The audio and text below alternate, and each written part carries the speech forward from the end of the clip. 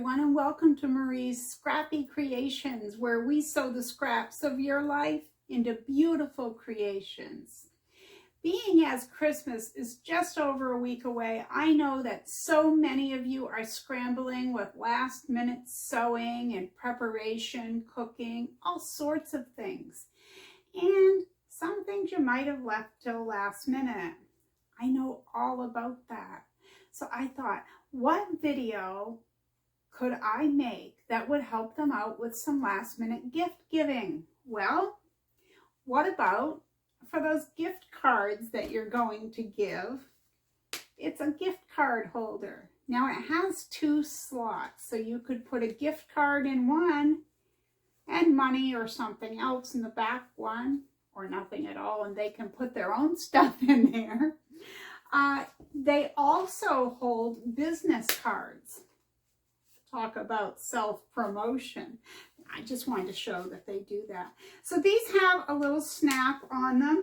They're very quick and easy. They're actually really fun to make, and there's hardly any sewing or any cutting. There's one piece of fabric, one piece of interfacing, a set of snaps, and you're done. It's really quick. So we're going to sew those today, but one thing I wanted to mention is, again, because I know a lot of you are scrambling for last minute things, in the description box below the video and in the pinned comment, I'm going to leave you links to some of my other videos that I would consider quick things that can be gifted. And of course, it doesn't have to just be for Christmas. It could be for anything. Maybe someone has an anniversary, or it's your sister's birthday, or whatever. That list is going to help you out, or at least I hope it will. Okay, let's get to this. I'm going to show you everything you need, and it's going to be listed below. Okay, let's go do this. Ho, ho, ho. So, since we're making a quick gift, let's get right to it. The first thing you're going to need is one piece of fabric that measures 20.5 by 4 3/4.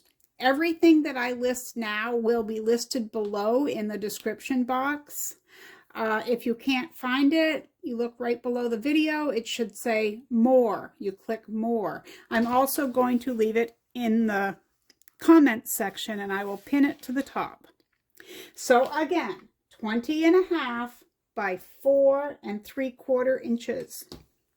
You're going to need a piece of lightweight interfacing. I'm using SF 101. You can use whatever you have on hand.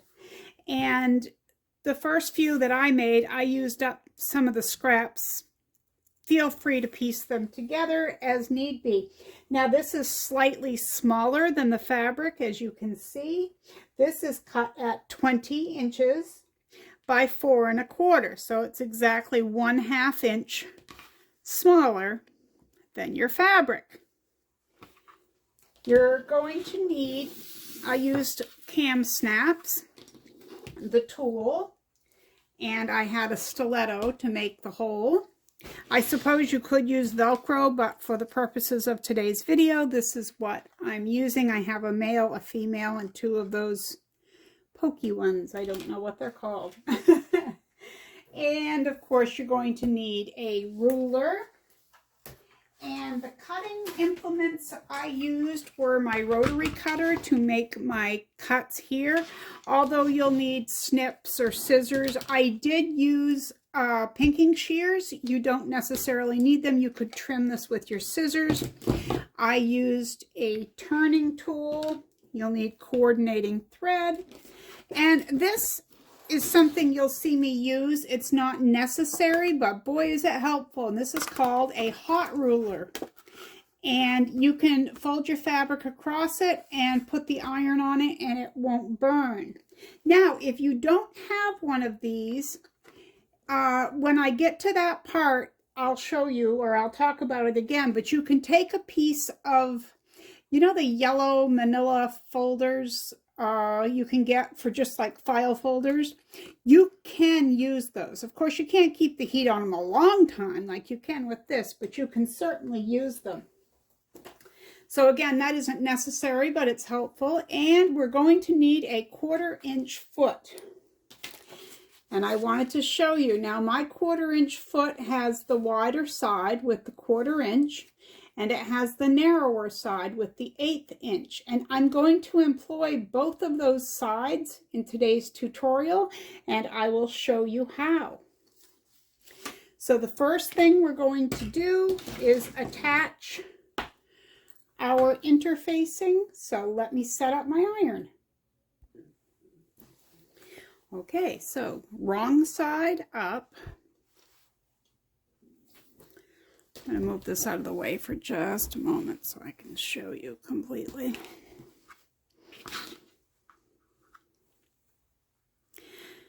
We have this a little bit shorter. So as you can see, you can view the fabric along the edges.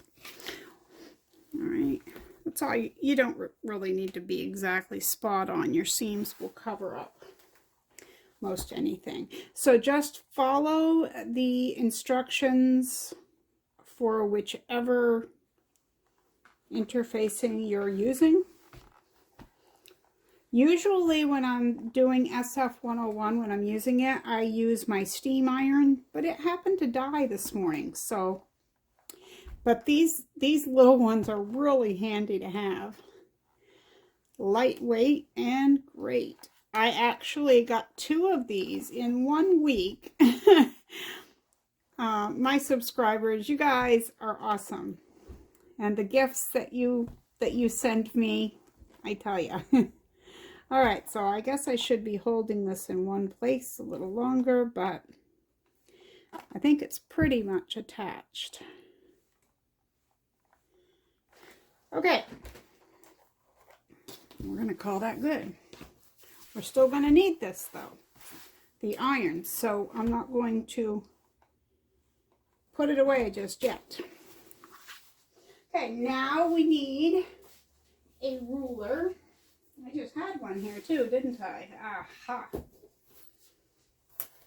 We're going to grab a pencil. You could grab quilting ruler, a quilting marker, or whatever you would like to use. Okay, so we're going to draw some lines, and we're not drawing it from the edge of your interfacing. You're drawing it from the edge of your fabric, okay? So our first line is going to be 2.5 inches from the edge. And you can draw the line just on your interfacing, just like that, okay? 2.5 inches, and then 2.5 inches again from that mark. And I always double check to make sure that it's lined up both here and on my line.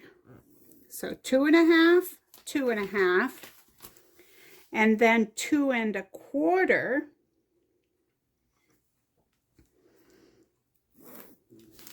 And again, 2.25.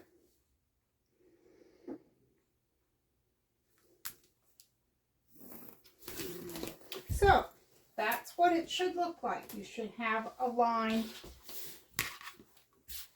2.5, 2.5, 2.25, 2.25. And now we need the iron again, of course. All right, and this is where I use my hot iron. But as I said, if you have a piece of yellow file folder, it will work. I've used it for many years before I got one of these. And I suppose cardstock would probably work as well. Just in case you're wondering, this is exactly what I'm talking about. Just file folder paper. You cut it, make sure it's straight, and you could use it for this as long as you don't apply the heat for, you know, a terribly long time. Okay, so I am putting this here. You could simply fold it on the line if you can do it by eye. I usually have to have something, whether it be a piece of cardboard or this hot ruler. So you're going to place it so that wrong sides are going together. Make sure it's even on your sides.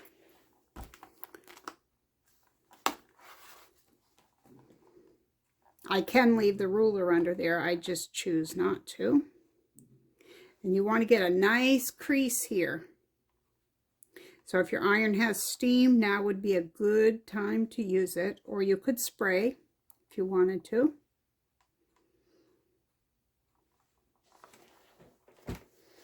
Okay. Now we're going to flip it. See, this is here. We're going to fold up this way. See, our next line is right there. The line is right here.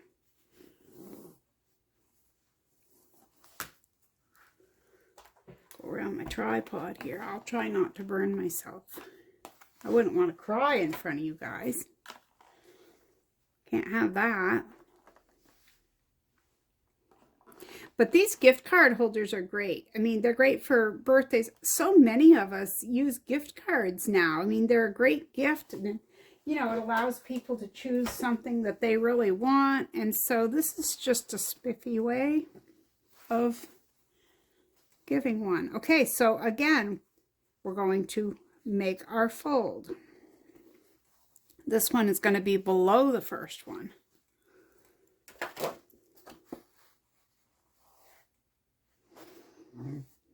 Let's see. I always like to double check. Good thing I did, because I shift a lot. I'm shifty. Are you shifty? I bet you're not.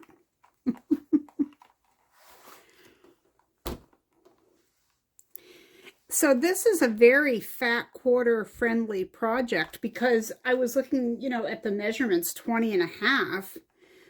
That's great for, you know, if you have part of a fat quarter left over. But how many of us have, I mean, we have all these different pieces of fabric, you know, that are from one project or another, and we've got all kinds of this stuff.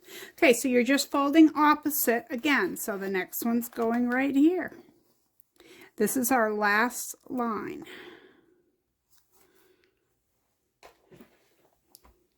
And it's very forgiving. If you're a little bit off, don't sweat the small stuff. As long as everything's kind of, sort of, it's going to work out. And I won't tell anyone, I promise. Okay, so this is what it should look like. You should have two little mountains like that, okay? Two tents. Looks like the letter M, like Marie. Okay, so the next thing we're going to do is we're going to go over the sewing machine. I'm going to take you over there so you can see what I'm going to do. And, you know, a lot of you probably know what I'm about to show you. You already employ this technique, but for anyone new, you may learn something new. Okay, I'm going to pin each of these together so they don't shift in any way. You could use clips if you wanted to as well. Okay, and we're going to go over to the sewing machine. So here we are at the machine, and I needed to make a decision. I couldn't figure out whether to use white thread, red thread, or green, but I did go with my first choice, which was green. All right, so we just have the flaps here, like I showed, okay? And if you're using a 1/4 inch foot, yours may have the narrower side, and that's all I was going to show you guys was, let's get this started here. All right, I am going to use a 3mm stitch length for this. I probably should have used a contrasting thread. It would show up more, but that's okay. I am putting the edge of my presser foot on this side against the edge of my fabric so that I have a perfect 1/8 inch seam allowance, okay? So I'm going to back stitch one time, and then I'm going to stitch across.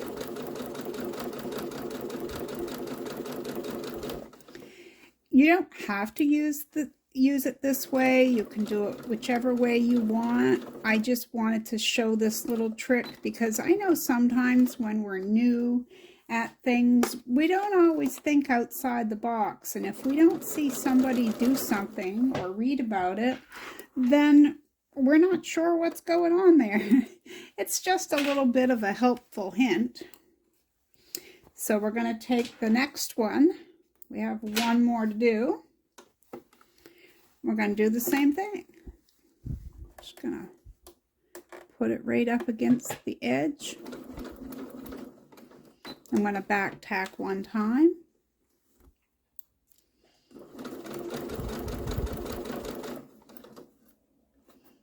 Got a stray thread. Oh, I guess I'll have to pull it out of there after I sew it down.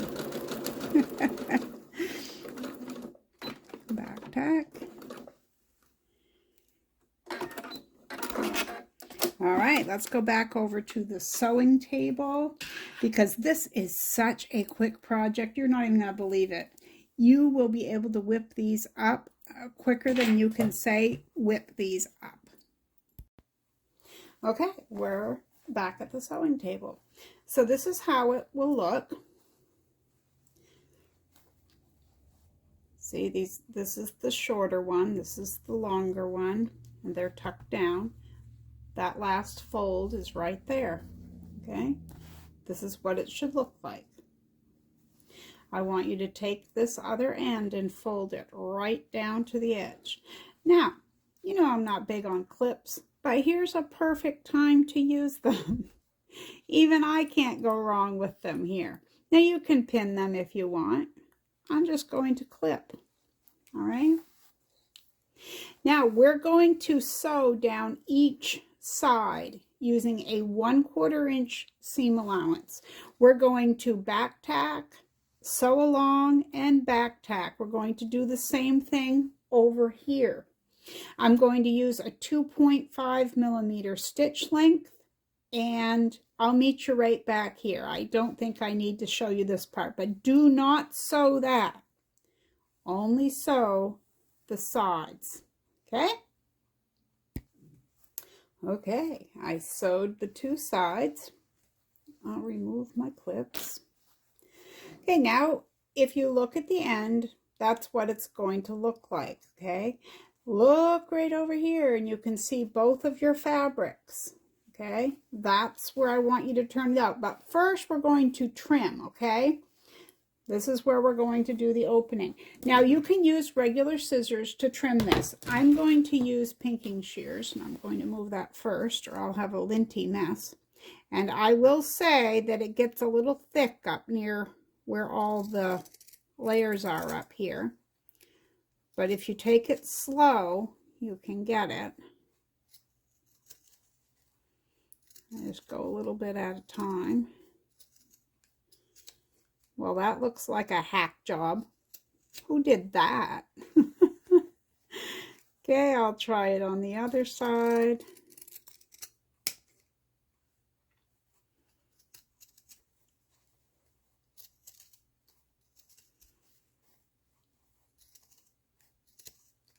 And if you do this like me, you might want to use the other scissors, the regular ones. Really, when I did my other ones this morning, I didn't have this bad of a time. But the minute I turn the camera on, that's kind of what happens. Near here, I'm just going to make sure it's trimmed close. All right. So again, don't go in through where you can see your interfacing. You're going to flip it through here. And the first thing I do once I flip this out is I take my pointy tool and I make sure that my corners are poked.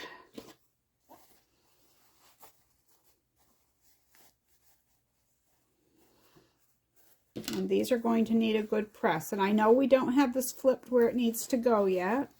And maybe you might want to wait for that. I actually start doing mine now. Personal preference. But if you guys have been with me a while, you know I love to use the iron. I think we get nicer looking outcomes when we're diligent with the iron. Okay, don't worry about the opening. We're going to take care of that, okay? Now flip that like that. And again, we're going to take our pokey tool.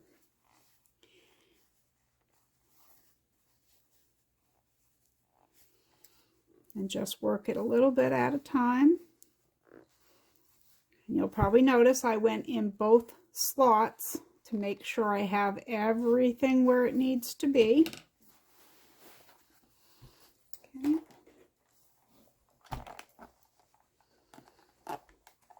Don't have my water spray bottle in here because I'm used to using a steam iron, like I said, but that just broke on me.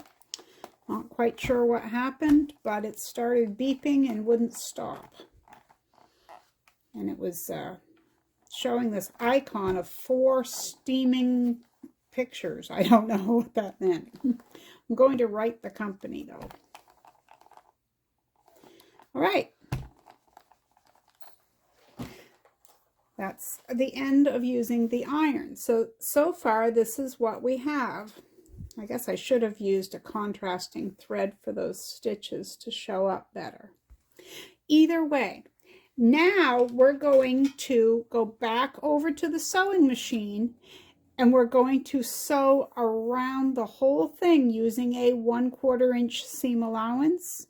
And I'm going to use a 3.5 millimeter stitch length because I like the top stitching to look prominent, I guess I would say. So you can certainly do whatever you'd like to do, even bump it down to a 3 if you like, but I'm going to use a 3.5. I'll take you over there, we'll do that, and then all we have left is the snap. Here we are. Now there's a lot of places that you could start your thread, and believe me, I'm no expert when it comes to things like that, but I start right here, just past that opening, and I think that's probably one of the places where it's least likely to be seen, you know, the back tacking. Speaking of back tacking, something else that I do right here is I put my sewing machine length down to a 1.8 and I go back a couple of stitches before I start my 3.5 millimeter, and that's just you know, the same thing as we just want the stitches to stay in, the nice tight stitches. We don't want any threads when we gift things. Okay, so I'm going to sew around here with that 3.5 millimeter stitch length, starting and stopping 1/4 inch. Again, for anyone new, there should be little marks right here. Let me see if I can zoom in some. They're right here. There's a line right here and a line right here. When you get to the edge of your fabric, right there, if your line lines up with your fabric, you know that you are 1/4 inch from the edge, and when you turn, you are perfectly set up again for 1/4 inch. So if you get to this edge and you're not perfectly on that line like this, I turn my stitch length down just a hair until it's on the line, put it back up, and away I go. And I'm going to clip my first threads while I see them there. Okay, when I get down to this first pocket, let me get near there so I can show you.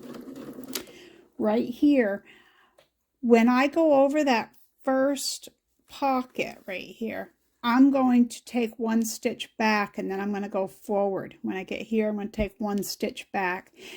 It's probably not necessary, but I figure with wear and tear, that extra stitch might help hold things. So that's just my little hint and tip, I guess, for this project.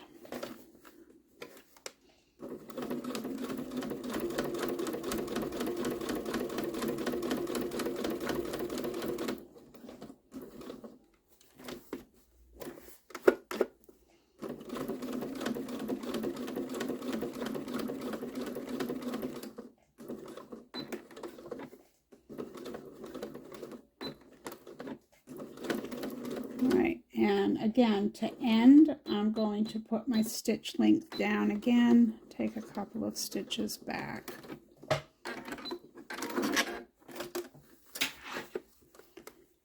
I'll snip my threads. Let's go over to the sewing table. Okay, now it's time for our snaps.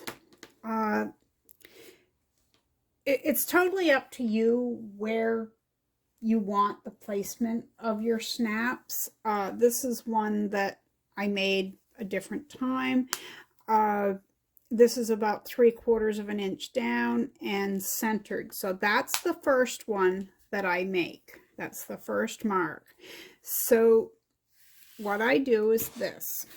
You may have a different method. I'm going to line my ruler up with the 3/4 inch going across the top. And then I'm going to take a marker. You could use a pen, pencil, whatever.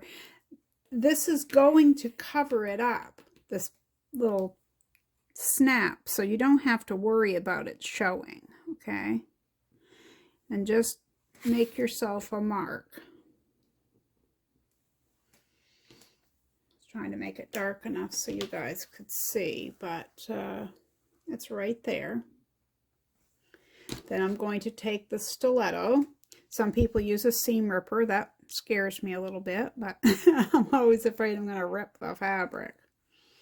So just make sure that you have your hole. Take one of your pointer ones. Put that right in there.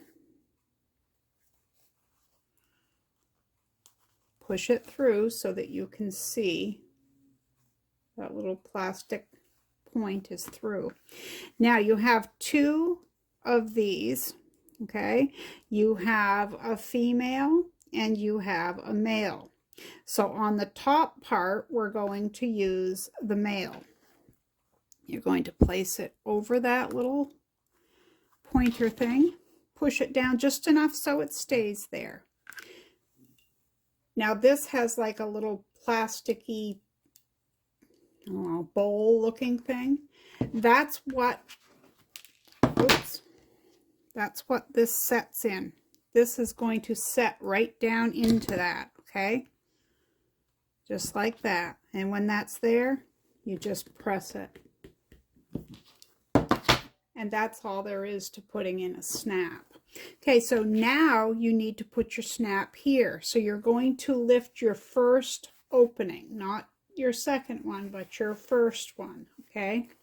So what I do is I look at this and I say, well, how far do I want this to come down? Do I want it all the way down like this? Do I want it like this? Okay, so make your decision. I think for this one, I'm going to bring it down. And then I don't get really particular with this one. I look and I say, okay, see where this is. And you can mark. You can also center it just like you did before. I kind of know the height of where I want it. So I can find the center very easily, like this. Make another mark.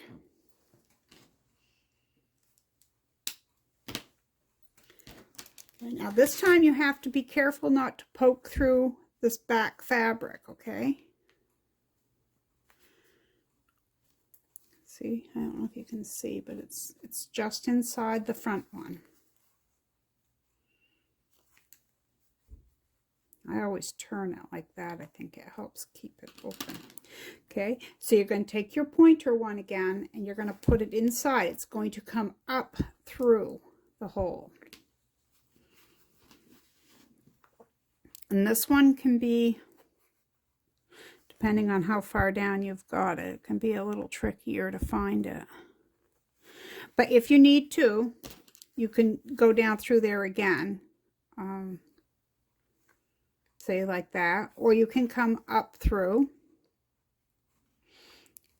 if you really want to establish where that is. Let me see.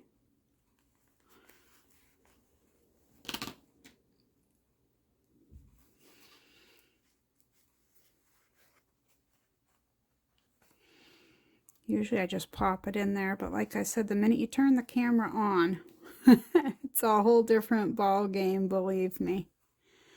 Nothing works the way it normally does. I can't find the opening. Oh, I think I got it. Okay. So now we're going to take our female piece. We're going to set that on top of there. And as I said, I do push it down a little bit.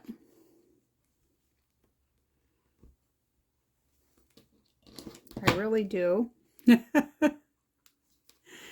going to pretend that it did a little snap on there.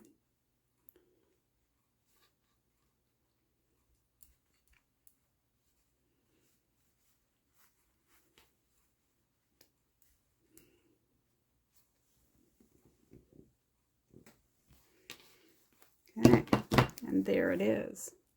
So I think the top stitching adds a lot to this project. I also think that I should have used red or white thread given the color of the fabric. But either way, I'm still happy with it. Okay, so let's check it out. And we're going to make sure that a card fits in there. Okay, does it fit in there? Look at that. Okay. Now, personally, if this were in my wallet or my purse, I would probably put the cards here and I would probably put cash back there. That's just me. You can do whatever you want. But this is a great thing for a gift, whether it be a birthday or a Christmas or graduation.